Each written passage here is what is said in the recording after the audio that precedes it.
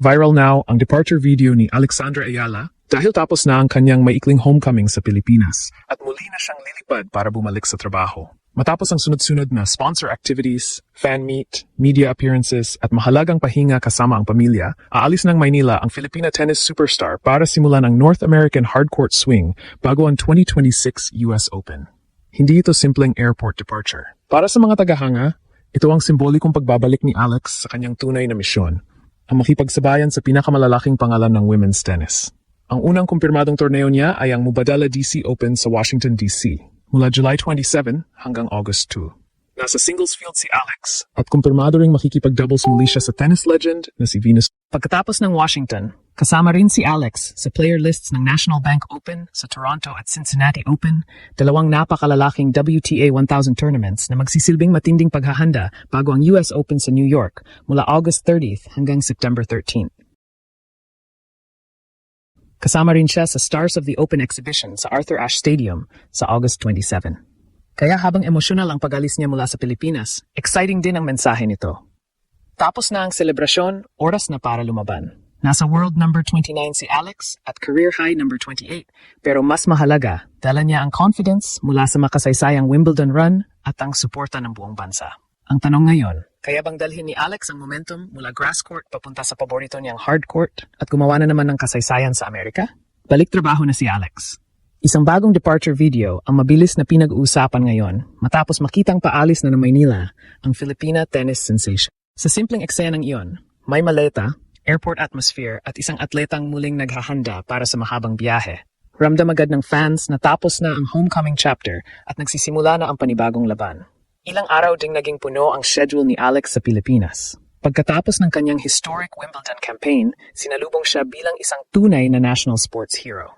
Nagkaroon siya ng Nike activity, tumanggap ng pagkilala sa Malacanang at humarap sa napakaraming supporters sa Globe Homecoming Fan Meet sa Glorieta. Hindi lang siya basta nagpakita sa mga sponsor. Nakipag-usap siya sa fans, nagpasalamat sa suporta at muling ipinaalala kung gaano kalaki ang inspirasyong na ibibigay ng isang Pilipinang lumalaban sa pinakamataas na level ng international tennis.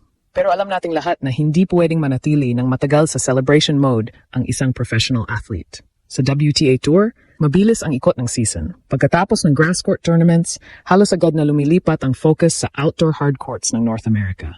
Kaya ang departure ni Alex ay hindi goodbye. Ito ay transition mula sa palakpakan ng mga kababayan patungo sa pressure, training at competition na naghihintay sa US.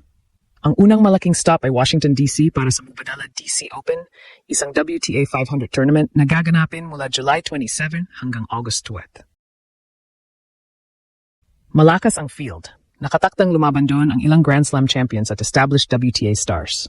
Kabilang si Alex sa singles lineup, kaya may pagkakataon na naman siyang makakuha ng importanteng ranking points at masukat ang kanyang laro laban sa elite competition. At may dagdag pang malaking balita. Confirmed ang reunion ni na Alex at Venus Williams sa doubles. Matatandang naging magpartner na sila sa Bad Homburg at ngayon ay muli silang magsasama sa Washington. Napakalaking bagay nito para kay Alex. Hindi araw-araw nabibigyan ang isang 21-year-old player ng pagkakataong makasama sa court ang isang 7-time Grand Slam singles champion at 14-time Grand Slam doubles champion. Bukod sa exposure, priceless ang experience na makukuha niya mula sa composure, court awareness at championship mentality ni Venus. Hindi rin matatapos sa Washington ang trabaho. Nasa official player list si Alex ng National Bank Open sa Toronto, nagaganapin mula August 2 hanggang August 13th. Pagkatapos nito, nakalista rin siya sa Cincinnati Open mula August 13 hanggang August 23. Pareho itong WTA 1000 events. Mga torneo kung saan halos kumpleto ang pinakamahusay na manlalaro sa mundo. Ibig sabihin, posibleng sunod-sunod ang mahirap na draw, malalakas na servers, aggressive baseliners at mga kalabang sanay sa mabilis na hardcourt. Ito ang dahilan kung bakit napakahalaga ng maikling pahinga niya sa Pilipinas. Hindi lamang katawan ang kailangang i-recharge. Matapos ang emotional high ng Wimbledon at ang non-stop attention sa kanyang homecoming, kailangan din niyang i-reset ang isip. Sa North American swing, bawat linggo ay may bagong city, bagong court conditions, bagong bola at bagong pressure. Ang challenge ay hindi lang manalo ng isang malaking match. Ang challenge ay manatiling physically healthy, mentally fresh at tactically sharp sa loob ng maraming linggo. Magandang balita para kay Alex na ayon mismo sa kanyang WTA profile, hard court ang preferred surface niya. Dito mas natural ang timing ng kanyang left-handed ground strokes, mas predictable ang bounce kumpara sa grass, at mas may pagkakataon siyang gamitin ang combination ng angles, speed, at aggressive returning. Pero siyempre, walang automatic na panalo. Mas maraming top players ang komportable rin sa hard court, kaya kailangan niyang maging consistent sa serve, first strike patterns, at defense-to-offense transitions. Sa ngayon, wala pang official first-round opponent na nakumpirma sa Washington. Kaya dapat iwasan muna ang premature predictions. Ang malinaw, aalis si Alex ng Pilipinas na may mas mataas na ranking, mas malaking confidence, at mas malawak na fanbase kaysa noong nagsimula ang season. At habang lumilipad siya pabalik sa kompetisyon, dala niya hindi lang ang kanyang racket at training team, dala niya ang paniniwala ng milyon-milyong Pilipino. Ngayon, bakit nga ba napakalaking balita ng departure video na ito kahit wala namang match na nilaro? Dahil para sa fans, ang bawat pag-alis ni Alex ay parang opening scene ng panibagong chapter. Noong dumating siya sa Pilipinas, selebrasyon ang tema. Ngayong umaalis siya, preparation at expectation naman ang nararamdaman. Para bang sinasabi ng video, sapat na muna ang pahinga, oras na para ipagpatuloy ang trabaho. Mas exciting ang North American hardcourt swing dahil dito unang sumabog ng husto ang pangalan ni Alex sa global tennis. Hardcourt ang surface kung saan nakita ang kanyang pinakamalaking breakthroughs at dito rin siya may linaw na personal history. Noong 2022, naging US Open Girls Singles Champion siya.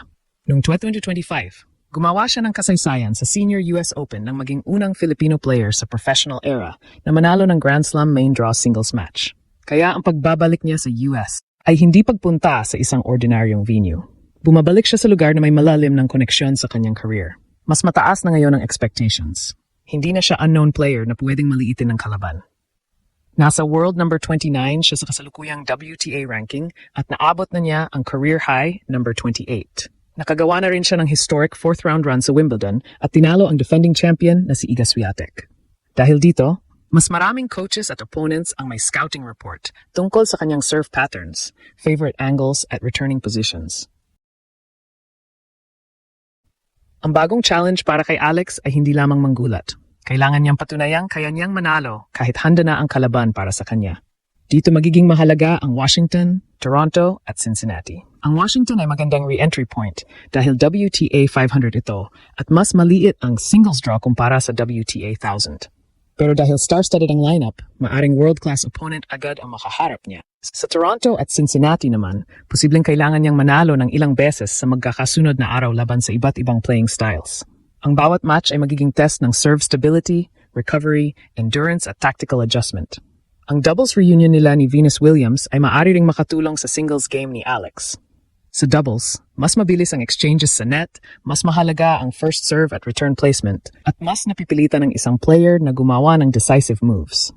Kapag nadala ni Alex ang pagiging assertive na iyon sa singles, pwedeng mas maging dangerous ang kanyang game sa hardcourt.